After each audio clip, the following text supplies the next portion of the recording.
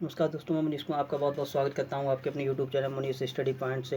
दोस्तों आज है 19 मई, तो 19 मई से संबंधित सारी करंट अफेयर की घटनाओं को डिस्कस करेंगे। तो 19 मई से पहला क्वेश्चन है, हाल ही में जारी कॉम्पिटिशन फर्म की रिपोर्ट के अनुसार कौन 2026 तक दुनिया के ट्रिलियनियर बन जाएंगे। तो ये कॉम्पिटिशन फर्म है, ये एक अमेरिका की एडवाइजरी फर्म है जिसकी एक रिपोर्ट आई है, और इस रिपोर्ट में कहा गया है कि 2026 तक मतलब कि 6 साल के बाद दुनिया के पहले ट्रिलियनियर जो बन जाएंगे वो बन जाएंगे जेफ बेजोस, मतलब कि दुनिया के सबसे अमीर व्यक्ति ट्रिलियनियरों की श्रेणी में। तो ये 2026 तक ये विश्व के पहले व्यक्ति होंगे जो कि ट्रिलियनियर बन जाएंगे। और ये कौन है? Jeff Bezos. ये हैं अमेजन के संस्थापक, अमेजन कंपनी के संस्थापक हैं जेफ बेजोस। और अभी जो वर्तमान समय में फोर्ब्स की रिपोर्ट आई थी जिसमें कि सबसे अमीर व्यक्ति जो घोषित किए गए थे वो जेफ बेजोस ही घोषित किए गए थे। तो ये 2026 तक दुनिया के पहले ट्रिलियनियर बन जाएंगे। किसकी रिपोर्ट के अनुसार? तो ये कॉम्पिटिशन एक फर्म है जो कि अमेरिका की एक एडवाइजरी फर्म है, तो इस फर्म ने एक रिपोर्ट जारी की है। बात करते हैं क्वेश्चन नंबर सेकंड की। तो सेकंड क्वेश्चन है, हाल ही में भारतीय कंप्यूटर इमरजेंसी रिस्पांस टीम, इसके लिए बोलते हैं इंग्लिश में सर्ट, ने किस वायरस को लेकर चेतावनी जारी की है। तो इस वायरस का नाम है इवेंट बोट जो कि एक मेलवेयर है। और ये जो वायरस या फिर मेलवेयर है ये करता क्या है? तो ये यूजर की अनुमति के बिना ही बैंक से जुड़ी जितनी भी जानकारी होती है उसके लिए ये चोरी कर लेता है। मतलब कि बैंक से संबंधित जो भी जानकारी होगी वो आपके मोबाइल से कलेक्ट कर लेगा। तो इसी को लेकर चेतावनी जारी की है सर्ट ने, मतलब कि भारतीय कंप्यूटर इमरजेंसी रिस्पांस टीम ने। बात करेगा सर्ट की, तो सर्ट एक ऐसी संस्था है जिसके द्वारा साइबर जो भी डेटा चोरी होते हैं तो इन सब पे निगरानी रखी जाती है। तो ये जो इवेंट बोट है ये एक प्रकार का मेलवेयर या फिर वायरस है जिसके जो क्या करता है, वो आपकी यूजर की अनुमति के बिना ही मोबाइल से या फिर आपके लैपटॉप से बैंकिंग संबंधी या फिर अन्य जो इम्पोर्टेंट डाटा होता है उसकी चोरी कर सकता है। तो इसी को लेके ये चेतावनी जारी की है भारतीय कंप्यूटर इमरजेंसी रिस्पांस टीम ने। बात करते हैं क्वेश्चन नंबर 3 की। तो तीसरा क्वेश्चन है, हाल ही में किसके अनुसार 40 वर्षों के बाद पहली बार भारत में कार्बन डाइऑक्साइड का उत्सर्जन गिरा है। मतलब कि कार्बन डाइऑक्साइड का जो उत्सर्जन हो रहा था भारत में, जो पिछले 40 सालों में ये पहली बार हुआ है कि कार्बन डाइऑक्साइड का जो उत्सर्जन है वो इस बार बहुत ही कम हो गया है, मतलब कि गिरा है। तो ये जो रिपोर्ट है, ये रिपोर्ट जारी की है विश्व आर्थिक मंच ने। अब ये जो कार्बन डाइऑक्साइड का उत्सर्जन क्यों गिरा है? तो लॉकडाउन के चलते हुए जितने भी बड़ी बड़ी कंपनियां हैं, जैसे मान के चले तो वो कंपनियां जो कार्बन डाइऑक्साइड का उत्सर्जन करती हैं तो वो सभी कंपनियां अभी बंद चल रही हैं। तो इसी के चलते क्या हुआ है, तो इस बार जो कार्बन डाइऑक्साइड का उत्सर्जन हुआ है वो बहुत ही कम हुआ है और पिछले 40 वर्षों की तुलना में तो ये सबसे कम इस बार हुआ है। और ये जो रिपोर्ट जारी की है वो की है विश्व आर्थिक मंच ने। अगर बात करें विश्व आर्थिक मंच की, तो इसकी स्थापना हुई थी 1971 में। मुख्यालय है कोलंगी, स्विट्जरलैंड में। और चेयरमैन तथा संस्थापक हैं विश्व आर्थिक मंच, मतलब कि वर्ल्ड इकोनॉमिक फोरम, इंग्लिश में WEF बोलते हैं। इसके चेयरमैन तथा संस्थापक हैं क्लास श्वाब। और अभी इसी वर्ष ही 50वां विश्व आर्थिक मंच की बैठक का आयोजन भी किया गया था। तो वो कहाँ किया गया था? ये 50वां संस्करण था विश्व आर्थिक मंच का, जो कि आयोजित किया गया था दावोस, स्विट्जरलैंड में। और इसी में एक अवार्ड दिया गया था, क्रिस्टल अवार्ड। तो ये क्रिस्टल अवार्ड से किसे सम्मानित किया गया था? तो ये भारत की अभिनेत्री हैं जिनका नाम है दीपिका पादुकोण। तो दीपिका पादुकोण के लिए क्रिस्टल अवार्ड से सम्मानित किया गया है, जो 50वीं विश्व आर्थिक मंच की जो बैठक का आयोजन किया गया था दावोस, स्विट्जरलैंड में। अब बात करें अगर विश्व आर्थिक मंच की, तो विश्व आर्थिक मंच ने कुछ समय पहले, मतलब 2 या 3 दिन पहले ही एक रिपोर्ट जारी की है। तो विश्व आर्थिक मंच द्वारा जारी ग्लोबल एनर्जी ट्रांजिशन इंडेक्स में जो भारत का स्थान रहा था वो रहा था 74। और इस इंडेक्स में जो पहला स्थान पाया था वो पाया था स्वीडन ने। तो ये भी WEF से रिलेट करके मैं चला हूँ, ये पिछला क्वेश्चन है। बात करते हैं क्वेश्चन नंबर 4 की। तो चौथा क्वेश्चन है, हाल ही में किस राज्य सरकार ने ई संजीवनी OPD ऑनलाइन सेवा शुरू की है? तो ये ई संजीवनी OPD ऑनलाइन सेवा शुरू की है महाराष्ट्र ने। और कुछ समय पहले आपके लिए याद होगा कि ई संजीवनी OPD जो ऑनलाइन सेवा थी वो हिमाचल प्रदेश के द्वारा भी शुरू की गई थी। अब ये शुरू की है महाराष्ट्र ने। और ये जो ऑनलाइन सेवा है इसमें होता क्या है, तो ये एक कंसल्ट के माध्यम से की जाती है। मतलब कि जो डेली बेसिस के जो भी मरीज होते हैं, जो डॉक्टरों के संपर्क में रहते हैं डेली बेसिस के मरीज, तो अभी कोरोना वायरस का काफ़ी संक्रमण चल रहा है, तो वो लोग हॉस्पिटल में ना जाएं, क्योंकि हॉस्पिटल में अभी कोरोना वायरस संबंधित मरीज भी एडमिट हैं। तो हो सकता है इसको लेके वो भी व्यक्ति भी कोरोना संक्रमित हो जाए। तो इसी से बचने के लिए ये ई संजीवनी ओपीडी ऑनलाइन सेवा शुरू की है महाराष्ट्र ने। अब इसके जरिए होगा क्या, तो जो भी डेली बेसिस के मरीज होते हैं तो उन लोगों के लिए इस पोर्टल के माध्यम से अपने जो डॉक्टर होगा या फिर जो भी कंसल्ट होता होगा तो उसके उनसे वो वीडियो कॉन्फ्रेंसिंग या फिर फ़ोन के माध्यम से या फिर ऑनलाइन आकर स्वास्थ्य संबंधी परामर्श ले सकते हैं। तो यही है जो कि महाराष्ट्र सरकार ने लॉन्च की है, इसका नाम है ई संजीवनी ओपीडी ऑनलाइन सेवा। बात करें अगर महाराष्ट्र की, तो महाराष्ट्र की राजधानी है मुंबई, मुख्यमंत्री हैं उद्धव ठाकरे, राज्यपाल हैं भगत सिंह कोश्यारी और यहाँ के चीफ जस्टिस हैं बॉम्बे हाई कोर्ट के, इनका नाम है दीपांकर दत्त। और इन्होंने स्थान लिया था किसका, तो भूषण पी धर्माधिकारी का। भूषण पी धर्माधिकारी ने किसका स्थान लिया था, तो भूषण पी धर्माधिकारी ने जो स्थान लिया था वो लिया था प्रदीप नंद्राजोग का। तो अभी वर्तमान समय में कौन है, तो ये दीपांकर दत्त हैं। बात करते हैं अभी महाराष्ट्र से संबंधित जितने भी करंट अफेयर की घटनाएं रही हैं जनवरी से लेके और अब तक। तो मैंने कुछ समय पहले नोट कराया था कि 11वीं जो हॉकी इंडिया सीनियर पुरुष राष्ट्रीय जो चैंपियनशिप 2021 में होगी उसका आयोजन कहाँ किया जाएगा, तो महाराष्ट्र में ही किया जाएगा। उसके बाद नेशनल इंस्टीट्यूट ऑफ वायरोलॉजी जो कि पड़ती है पुणे में, तो नेशनल इंस्टीट्यूट ऑफ वायरोलॉजी ने एक कोविड-19 के लिए एक डिटेक्शन किट का भी निर्माण किया है जिसका नाम रखा गया है कोविड कवच एलिसा। तो इस जो कोविड-19 डिटेक्शन किट है जो कि national institute of virology Pune के द्वारा निर्मित की गई है, इसका नाम है कोविड कवच एलिसा। उसके बाद बात करें आईआईटी बॉम्बे की, तो आईआईटी बॉम्बे में जितने भी क्वेश्चन रहे हैं वो सब बता दे रहा हूँ। तो आईआईटी अगर बॉम्बे की बात करें तो आईआईटी बॉम्बे से पहला क्वेश्चन तो यही है कि आईआईटी बॉम्बे के एक प्रोफेसर हैं जिनका नाम है सौरभ लोढ़ा इनका नाम है। और सौरभ लोढ़ा के लिए 2020 का यंग कैरियर अवार्ड दिया गया है, नैनो साइंस एंड टेक्नोलॉजी के क्षेत्र में दिया गया है।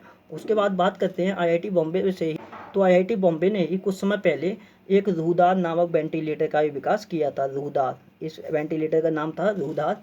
उसके बाद ये जो रूहदार नामक वेंटिलेटर का विकास किया गया था आईआईटी बॉम्बे के द्वारा, इसमें नेशनल इंस्टीट्यूट ऑफ टेक्नोलॉजी जो श्रीनगर है तथा Islamic university of science and technology जो कि पुलवामा में है, इन दोनों ने इसमें अपना सहयोग दिया था। उसके बाद बात करें तो आईआईटी बॉम्बे ने ही कुछ समय पहले डिजिटल स्टेथोस्कोप का भी विकास किया है। उसके बाद आईआईटी बॉम्बे के द्वारा आई जो नोज होती है, तो नोज में लगाने के लिए एक जेल का निर्माण किया था और इस जेल का नाम दिया था नेसल पैसेज जेल। तो नेसल पैसेज जेल का भी निर्माण किसके द्वारा किया गया है, तो ये आईआईटी बॉम्बे के ही द्वारा किया गया है। उसके बाद आईआईटी बॉम्बे ने ही कुछ समय पहले ही छोटी वस्तुओं को जीवाणु रहित बनाने के लिए एक अल्ट्रावायलेट सैनिटाइजर भी विकसित किया है।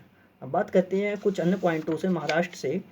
तो अभी पहली कोविड-19 बस सेवा जो लॉन्च की गई है वो कहाँ लॉन्च की गई है, तो वो महाराष्ट्र की राजधानी मुंबई में लॉन्च की गई है। उसके बाद महाराष्ट्र की एक बैंक है, चूँकि महाराष्ट्र में ही उसका हेड ऑफिस पड़ता है, एचडीएफसी बैंक, मुख्यालय महाराष्ट्र मुंबई में ही है, इसीलिए मैं बता दे रहा हूँ। तो एचडीएफसी बैंक के द्वारा हम हार नहीं मानेंगे गीत जारी किया गया है। उसके बाद बात करें तो महाराष्ट्र के इतिहास पर एक पुस्तक लिखी गई थी जिसका नाम था Shivaji in South block. Book का नाम लंबा है थोड़ा, तो ध्यान से सुनना। उसका बुक का नाम है Shivaji in South Block the unwritten history of a proud pupil. और ये किसके द्वारा लिखी गई थी, तो ये गिरीश कुबेर के द्वारा लिखी गई थी, महाराष्ट्र के इतिहास पर आधारित थी। उसके बाद मुफ्त स्वास्थ्य बीमा प्रदान करने वाला, अपने नागरिकों को मुफ्त स्वास्थ्य बीमा प्रदान करने वाला जो देश का पहला राज्य बना है वो कौन बना है, वो महाराष्ट्र ही बना है।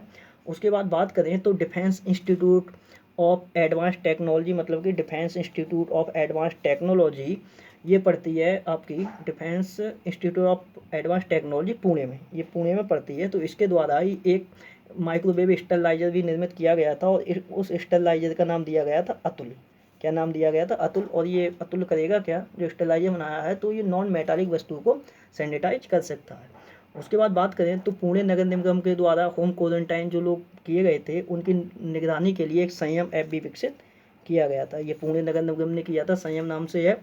उसके बाद बात करें तो IQ ईयर की एक रिपोर्ट आई थी और इस रिपोर्ट में कहा गया था कि जो दुनिया के शीर्ष सबसे ज़्यादा 20 प्रदूषित शहर हैं उसमें 2 शहर भारत के शामिल थे। एक तो इसमें महाराष्ट्र का मुंबई था, दूसरा पश्चिम बंगाल का कोलकाता भी शामिल था।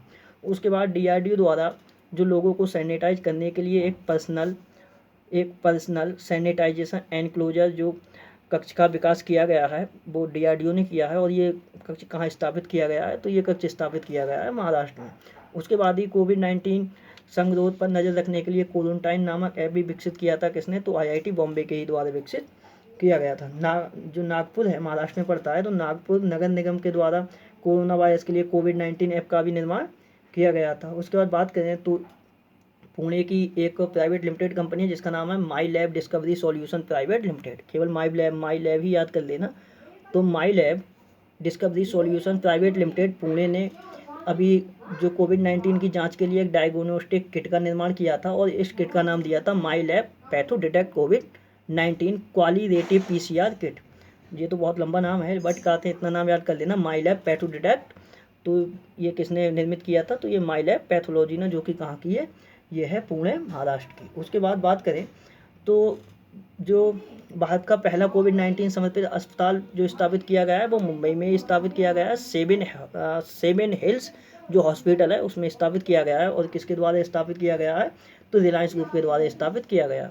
उसके बाद बात करें तो नेशनल ऑर्गन एंड टिश्यूज जो ट्रांसप्लांट की एक रिपोर्ट आई थी, किसकी? तो नेशनल ऑर्गन टिश्यूज ट्रांसप्लांट की एक रिपोर्ट आई थी जिसके अनुसार अंगदान के क्षेत्र में जो पहला राज्य था वो कौन सा था? तो ये महाराष्ट्र ही था। अगर बात करें वैश्विक स्तर पर तो वैश्विक स्तर पर जो पहला स्थान है वो यूएसए का है और जो सेकंड स्थान है वो किसका है? तो वो भारत का है।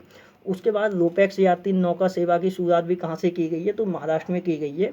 और ये कहाँ से कहाँ तक चलेगी? तो ये चलेगी आपकी मुंबई से लेकर मंडवा तक। और जो उद्घाटन किया था वो किसने किया था? तो मनसुख मंडाविया के द्वारा जो रोपैक्स यात्री नौका सेवा थी इसका उद्घाटन किया गया था।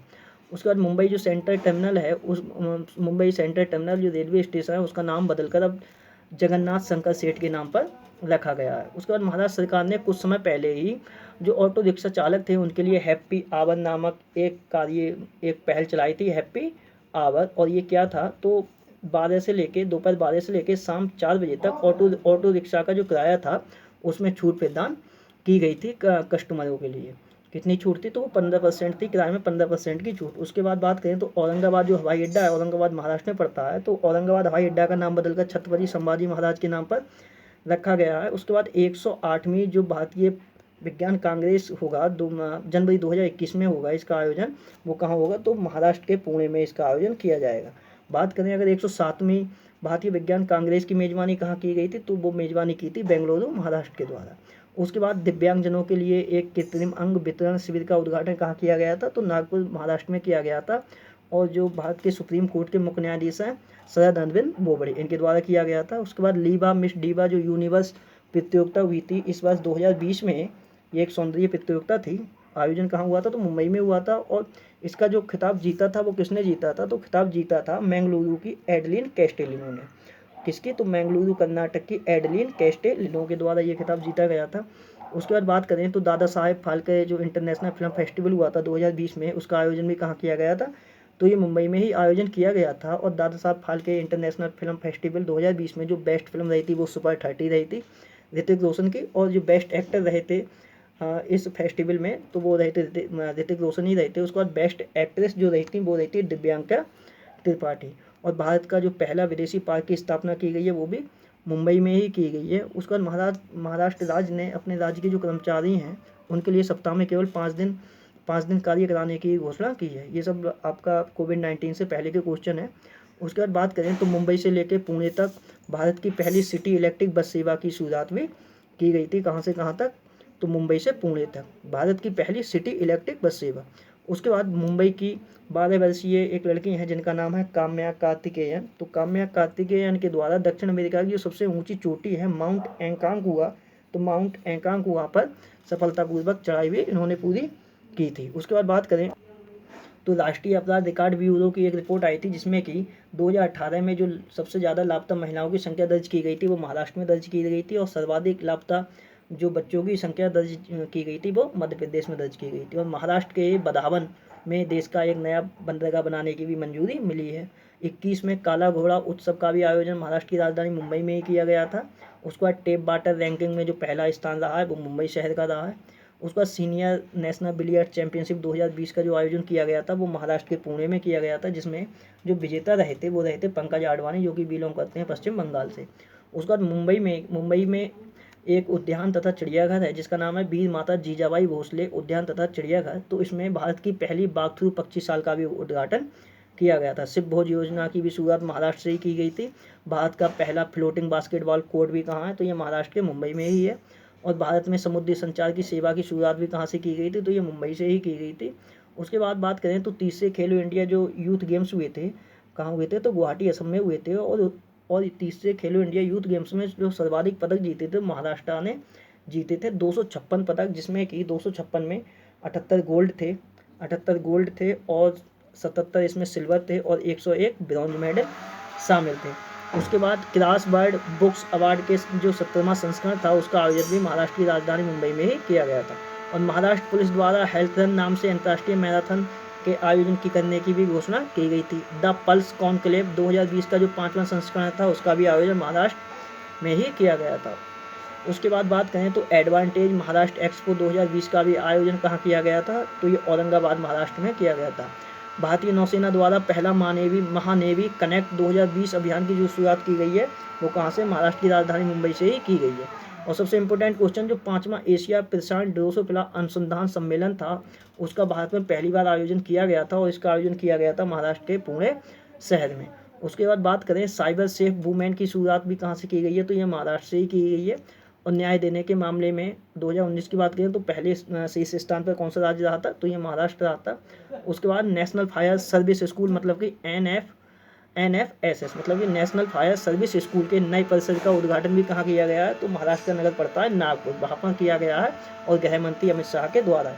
अब बात करते हैं, ये सब क्वेश्चन जनवरी तक मैंने आपके लिए रिवीजन करा दिए, काफ़ी क्वेश्चन मैंने आपके लिए बता दिए। अब बात करते हैं क्वेश्चन नंबर 5 की, तो 5वां क्वेश्चन है, हाल ही में अमेरिकी private equity firm general Atlantic ने रिलायंस जियो में कितने प्रतिशत हिस्सेदारी खरीदी है, तो ये अमेरिका की एक प्राइवेट इक्विटी फर्म है जिसका नाम है जनरल अटलांटिक। इसने भी रिलायंस जियो में अपनी हिस्सेदारी खरीद ली है और इसने कितने परसेंट हिस्सेदारी खरीदी है रिलायंस जियो की, तो 1.34% खरीदी है। बात करें कुछ अन्य की, तो फेसबुक ने भी रिलायंस जियो में 9.99% हिस्सेदारी खरीदी थी।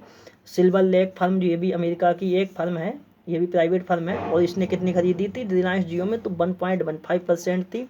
उसके बाद बात करें तो USA की एक प्राइवेट फर्म और है जिसका नाम है विस्टा इक्विटी पार्टनर। इसने जो रिलायंस जियो में खरीदी थी वो खरीदी थी 2.32 और ये चौथी बार किसने खरीदी है, तो ये खरीदी है, मतलब कि ये चौथी कंपनी है, चौथी फर्म है जिसका नाम है जनरल अटलांटिक।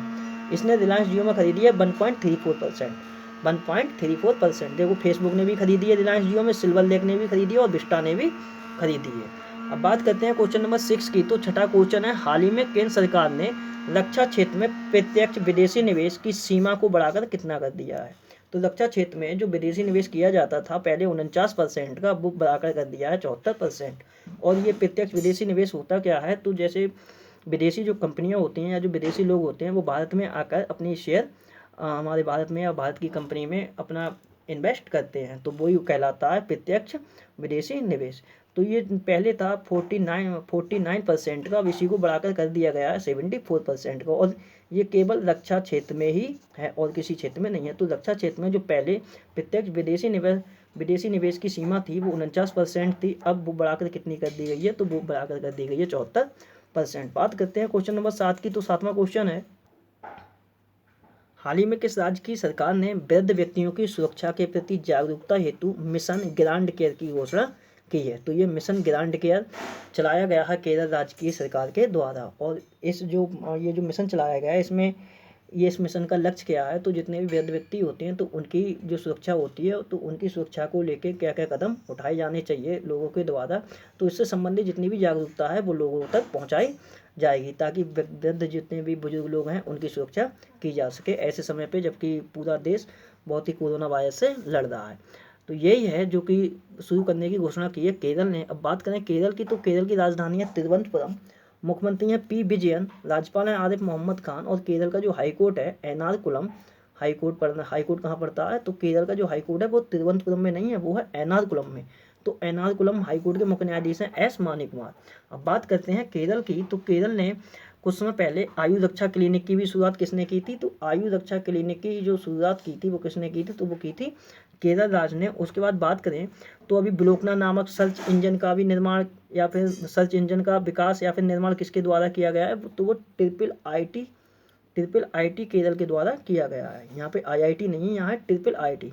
इसकी फुल फॉर्म है Indian institute of information technology. इसके द्वारा कौन सा सर्च इंजन, तो ब्लोकना नामक सर्च इंजन। उसके बाद बात करें तो कोविड-19 की मरीजों की सेवा के लिए 2 रोबोट बनाए गए थे और उनकी तैनाती कहाँ कहाँ की गई थी। तो एक रोबोट का नाम था कर्मी बोट, एक का नाम था कर्मी बोट। इसका जो तैनाती की गई थी वो की गई थी एर्नाकुलम में। और एक रोबोट था जिसका नाम था नाइटिंगेल 90 इसकी तैनाती की गई है। इस रोबोट की तैनाती की गई है कन्नूर में। कहाँ पे? तो कन्नूर में की गई है। उसके बाद बात करें तो अभी कोविड-19 रैपिड स्क्रीनिंग के लिए एक तिरंगा नामक पहल की शुरुआत की है। किसने की है? तो ये केरल राज्य की सरकार ने ही की है। और IIM कोझिकोड जो है, IIM कोझिकोड मतलब कि इंडियन इंस्टीट्यूट ऑफ मैनेजमेंट कहाँ का है ये? तो कोझिकोड जो कि पड़ता है केरल में। तो इसके द्वारा ही अभी आपातकालीन सेवाओं की जानकारी देने हेतु एक वेबसाइट भी लॉन्च की गई और वेबसाइट है covidfly.in।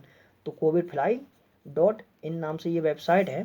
उसके बाद बात करें तो कोविड-19 के चलते ही जो केरल का वार्षिक महोत्सव है जिसका नाम है त्रिशूल पूरम महोत्सव, तो त्रिशूल पूरम महोत्सव के लिए ही इस बार क्या कर दिया गया है? तो रद्द कर दिया गया है। उसके बाद बात करें तो कोविड करीपुकल अभियान की शुरुआत भी किसने की है? तो वो केरल ने की है। और ये जो अभियान है इसमें लॉकडाउन के जो पॉजिटिव तथ्य होते हैं, तो लॉकडाउन के पॉजिटिव तथ्यों से लोगों को अवगत करने के लिए ही कोविड करीपुकल अभियान की शुरुआत की है केरल ने।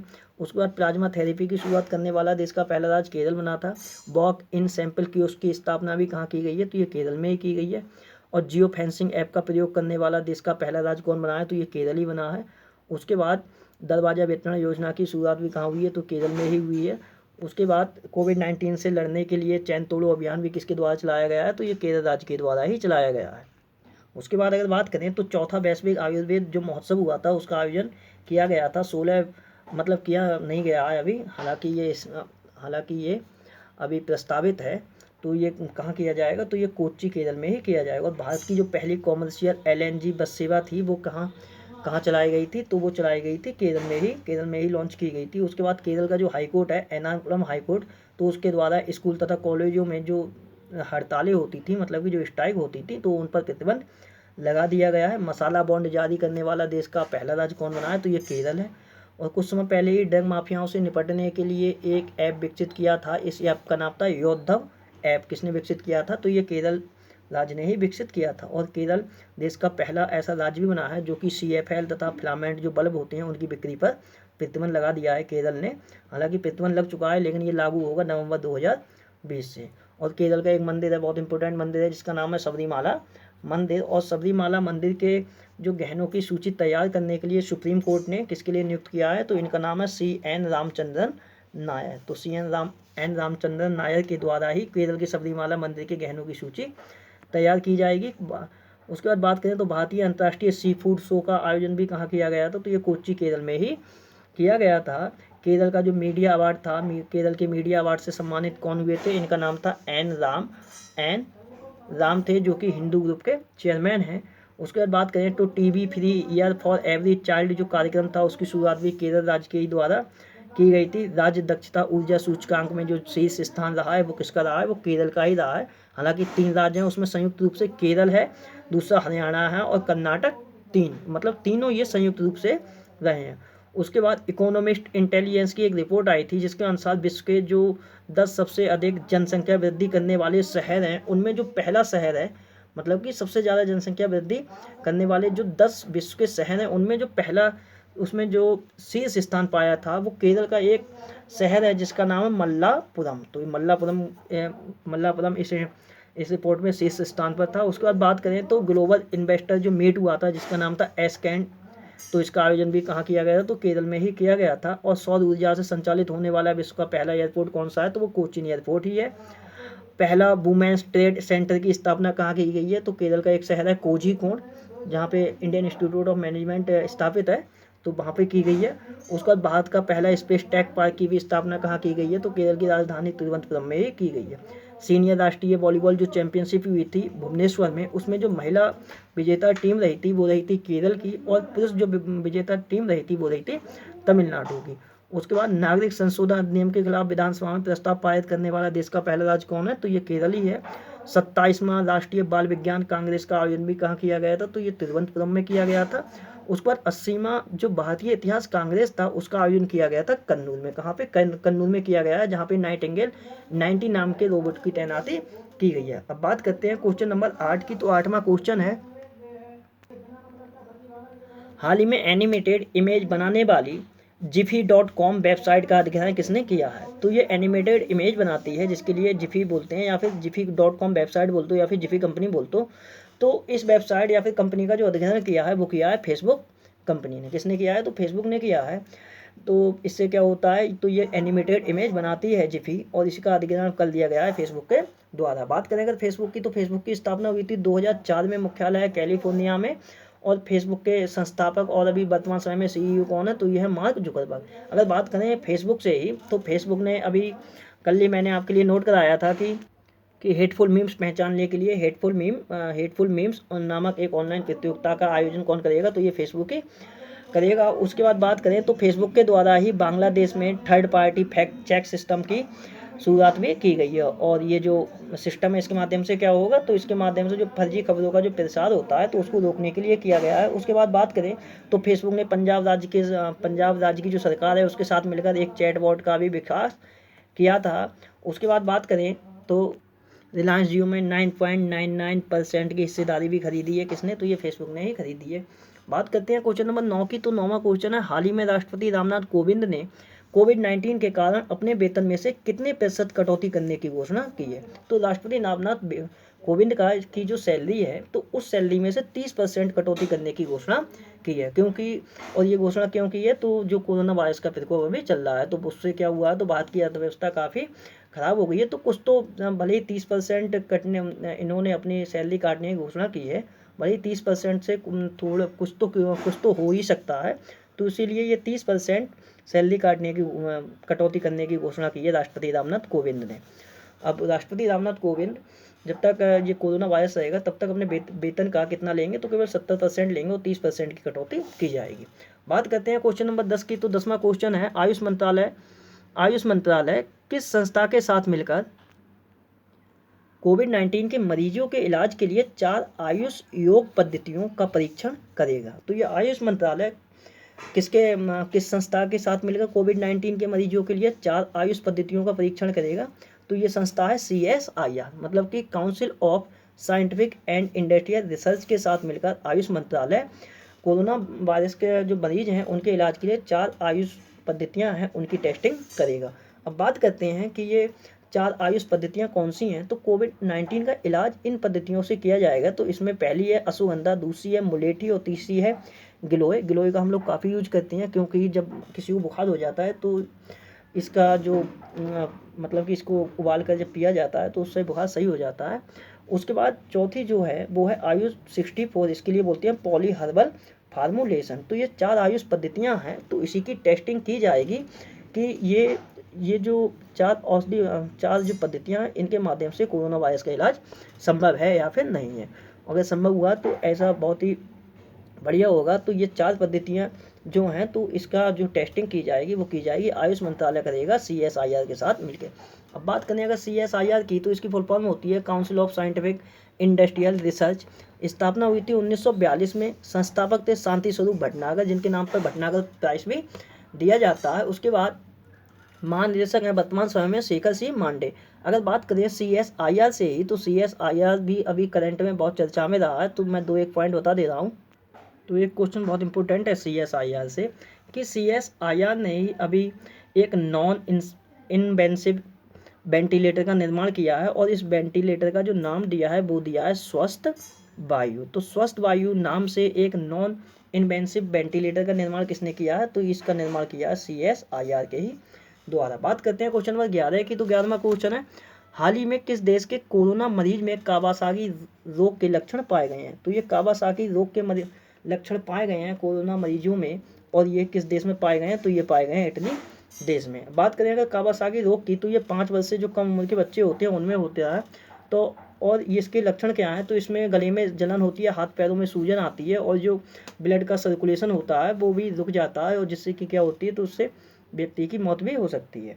अब चूंकि ये लक्षण पाए गए हैं इटली इटली देश के जो भी कोरोना संक्रमित मरीज हैं, तो बात करेंगे इटली की, तो इटली की राजधानी है रोम, मुद्रा है लीरा और प्राइम मिनिस्टर है इटली के जिउसेप्पे कोंटे। अगर बात करें इटली की ही, तो इटली अभी करंट में भी रहा है, चर्चा में क्यों रहा है, तो सामाजिक दूरी सुनिश्चित करने के लिए आई फील यू नामक ब्रेसलेट का विकास किसके द्वारा किया गया था, तो इटली के द्वारा ही किया गया था। अब बात करते हैं क्वेश्चन नंबर 12 की, तो 12वां क्वेश्चन है हाल ही में कोविड-19 के उपचार में प्रयोग की जाने वाली किन दवाओं की वैश्विक स्तर पर WHO द्वारा टेस्टिंग की जाएगी या फिर WHO द्वारा परीक्षण किया जाएगा। तो कोविड-19 के इलाज में जो अभी दवाओं का प्रयोग चल रहा है, तो उन सब दवाओं का वैश्विक स्तर पर टेस्टिंग करेगा WHO।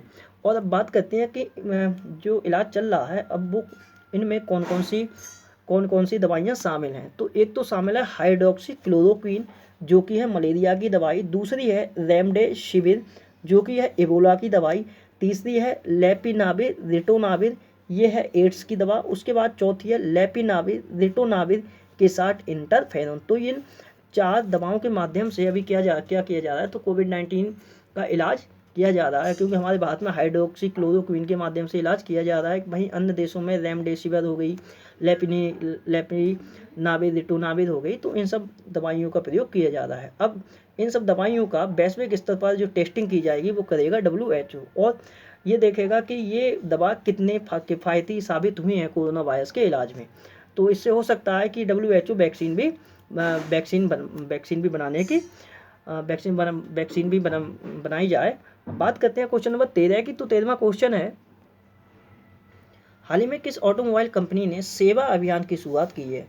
तो ये जो सेवा अभियान की शुरुआत की है, ये की गई है BMW, जो कि एक ऑटोमोबाइल्स कंपनी है, BMW इंडिया के द्वारा। और ये जो अभियान है, मतलब अभियान नहीं, ये अभियान ही है, सेवा अभियान। अब इस अभियान के माध्यम से होगा क्या, जैसे कोई भी व्यक्ति अगर वो कार खरीदेगा, तो कार खरीदने के बाद वो उस कार से संबंधित या फिर उस जो भी गाड़ी खरीदेगा उससे संबंधित काफ़ी कार्य किए जाते हैं, जैसे उसका इंश्योरेंस करवाना या उसका रजिस्ट्रेशन करवाना या अन्य भी जो भी रहते हैं, तो उन सब के लिए रेडी करना, यही है सेवा अभियान, जो कि शुरू किया गया है BMW इंडिया के द्वारा। अगर बात BMW इंडिया भी अभी चर्चा में रहा, क्यों, तो BMW इंडिया के प्रेसिडेंट और CEO थे जिनका नाम था रुद्रतेज सिंह, इनका निधन हो चुका है। तो ये तकरीबन जनवरी, फरवरी, मार्च, अप्रैल के आसपास इनका निधन हुआ है, रुद्रतेज सिंह का। ये कौन थे, तो ये BMW इंडिया के पूर्व नहीं, उस समय ये कार्यरत थे, प्रेसिडेंट और CEO थे रुद्रतेज सिंह, इनका निधन हो गया है। अब बात करते हैं क्वेश्चन नंबर 14 की, तो 14वां क्वेश्चन है हाल ही में पाकिस्तान की वनडे क्रिकेट टीम के नए कप्तान कौन चुने गए हैं। तो ये पाकिस्तान की जो वनडे क्रिकेट टीम है उसके नए कप्तान चुने गए हैं बाबर आजम चुने हैं। अब बात करें अगर पाकिस्तान की, तो पाकिस्तान की राजधानी है इस्लामाबाद, मुद्रा है रुपया, PM है इमरान खान, इनके लिए Muslim man of the year का भी अवार्ड दिया गया था। उसके बाद प्रेसिडेंट हैं पाकिस्तान के आरिफ अलवी। अगर पाकिस्तान की बात करें, तो पाकिस्तान की जो अभी महिला क्रिकेटर जिनका नाम है सनाम मीर, इन्होंने अंतर्राष्ट्रीय जो क्रिकेट होता है उससे संन्यास लेने की घोषणा की गई है। उसके बाद बात करें तो पाकिस्तान की जो पुरुषों की जो टीम है, तो उनके सदस्य थे उमर अकमल, तो इन पर प्रतिबंध लगाया गया है PCB के द्वारा, मतलब कि पाकिस्तान क्रिकेट बोर्ड के द्वारा। बात करते हैं क्वेश्चन नंबर 15 की, तो 15वां क्वेश्चन है हाल ही में जम्मू कश्मीर बैंक के MD के रूप में किसे नियुक्त किया गया है। तो जम्मू कश्मीर बैंक के MD मतलब कि मैनेजिंग डायरेक्टर, प्रबंध निदेशक के रूप में नियुक्त किया गया है जुबैर इकबाल के लिए। और इनके साथ साथ इन्होंने स्थान लिया है RK चिब्बर का। और RK चिब्बर ये कौन थे, तो ये अध्यक्ष और MD थे। वहीं RK चिब्बर का जो अध्यक्ष को पद था, तो उनके लिए 3 वर्ष के लिए उनकी पुनः नियुक्ति की गई है, मतलब कि अध्यक्ष पद के लिए उनकी 3 वर्ष के लिए दोबारा से नियुक्ति कर दी गई है। और जुबैर इकबाल ये बन गए हैं जम्मू कश्मीर बैंक के MD, और ये भी 3 वर्ष के लिए बने हैं। बात करेंगे जम्मू कश्मीर बैंक की, तो स्थापना हुई थी 1938 में, मुख्यालय है श्रीनगर में, और टैगलाइन है सर्विंग टू एम्पावर। और उसके बाद एक नियुक्ति और हुई है, तो मैंने यहीं पे नोट की है, इनका नाम है राजेश गोयल। तो ये राजेश गोयल ये कौन बने हैं, तो ये राष्ट्रीय रियल एस्टेट विकास परिषद के महानिदेशक बने हैं। अगर बात करें राष्ट्रीय रियल एस्टेट विकास परिषद की, तो इसकी स्थापना हुई थी 1998 में, मुख्यालय है दिल्ली में, और अध्यक्ष हैं राजीव तलवार। बात करते हैं क्वेश्चन नंबर 16 की, तो 16वां क्वेश्चन है हाल ही में विश्व दूरसंचार व सूचना समाज दिवस कब मनाया गया। तो विश्व दूरसंचार व सूचना समाज दिवस मनाया गया 17 मई के लिए। और ये क्यों मनाया गया है, तो दैनिक जीवन में तथा जितनी भी तकनीकी होती हैं या फिर तकनीकी हो गई, तो उनमें जो दूरसंचार का जो महत्व है उससे संबंधित सारी जागरूकता को फैलाने के लिए। तो दूरदर्शन की क्या इम्पोर्टेंसी है हमारे दैनिक जीवन में और टेक्नोलॉजी के क्षेत्र में, विभिन्न क्षेत्रों में उनकी क्या क्या क्या इम्पोर्टेंसी रही है दूरसंचार की, तो उसी संबंधित जागरूकता को फैलाने के लिए हर वर्ष ये 17 मई के लिए मनाया जाता है।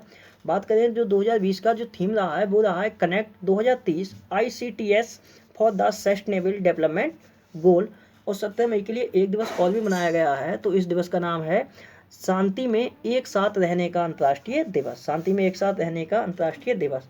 ये दिवस क्यों मनाया गया है, तो विश्व में शांति, समझ, सहिष्णुता व एकजुटता को बढ़ावा देने के लिए। हालांकि संयुक्त राष्ट्र महासभा द्वारा 2017 में 17 मई के लिए शांति में एक साथ रहने का अंतर्राष्ट्रीय दिवस मनाने की घोषणा की गई थी।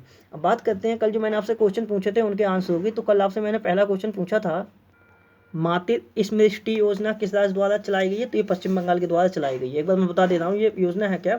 तो पश्चिम बंगाल राज्य के जो 6 जिले हैं उनकी 50,000 एकड़ जो बंजर भूमि है, तो उस बंजर भूमि का आवंटन किया जाएगा। 50,000 एकड़ भूमि है ये 6 जिलों की, पश्चिम बंगाल के 6 जिलों की 50,000 एकड़ बंजर भूमि है। और इस भूमि का आवंटन किया जाएगा उन लोगों के लिए जो कि उन पे उस भूमि पर बागवानी तथा मत्स्य पालन करना चाहते हैं। उसके बाद बात करें किसके द्वारा फैमिली सेफ्टी ऐप लॉन्च किया गया है, तो इसका आंसर था माइक्रोसॉफ्ट। उसके बाद मैंने अगला क्वेश्चन पूछा था NRAI मतलब कि national rifles association of India द्वारा राजीव गांधी खेल रत्न 2020 के लिए किसे नामांकित किया गया है, तो ये नामांकित हुए हैं, इनका नाम है अंजुम मुदगिल। वहीं बात करें अगर द्रोणाचार्य अवार्ड की, तो द्रोणाचार्य अवार्ड 2020 के लिए जो NRAI द्वारा नामांकित किए गए हैं उनका नाम है जसपाल राणा। लगातार दूसरी बार नामांकित किए गए हैं। उसके बाद चौथा क्वेश्चन मैंने पूछा था डॉक्टर हर्षवर्धन द्वारा देश को समर्पित की गई स्वचालित मशीन का नाम क्या था जिससे कि कोविड-19 का परीक्षण किया जाएगा, तो इसका नाम था कोवास 6800 मतलब कि कोवास 6800। पांचवा क्वेश्चन पूछा था यूरोप में कोरोना मुक्त होने वाला पहला देश, ये स्लोवेनिया था। छठा क्वेश्चन पूछा था ICG मतलब कि इंडियन कोस्ट गार्ड के पोत ICGS सचेत का जलावतरण कहाँ किया गया है, तो इसका आंसर था गोवा। अब बात करते हैं आज के क्वेश्चनों की। तो आज आपसे पहला क्वेश्चन है, दो मैंने आज निधन दिए हैं। एक निधन हुआ है चुन्नी गोस्वामी के लिए, चुन्नी गोस्वामी का, आपके लिए बताना है ये कौन थे। उसके बाद एक निधन हुआ है डेनिस गोल्डबर्ग का, दोनों ही इंपॉर्टेंट है, इनका संबंध किससे है। तीसरा क्वेश्चन बताना है विश्व अस्थमा दिवस कब मनाया गया। चौथा क्वेश्चन बताना है MIRAHD कोविड-19 डैशबोर्ड का विकास किसके द्वारा किया गया है। पांचवा क्वेश्चन बताना है किस राज्य की पुलिस द्वारा thermal combat head gear launch किया गया है। तो ये पांच क्वेश्चनों के आंसर आप नीचे कमेंट्स बॉक्स में दें। दोस्तों तो आज की वीडियो होती है यहीं समाप्त। मेरे द्वारा अगर बनाई हुई वीडियो अगर आपके लिए पसंद आती है मेरे चैनल मनीष स्टडी पॉइंट के लिए लाइक करें, शेयर करें, सब्सक्राइब करें। वीडियो को टाइम देने के लिए बहुत बहुत धन्यवाद। आपका दिन शुभ हो।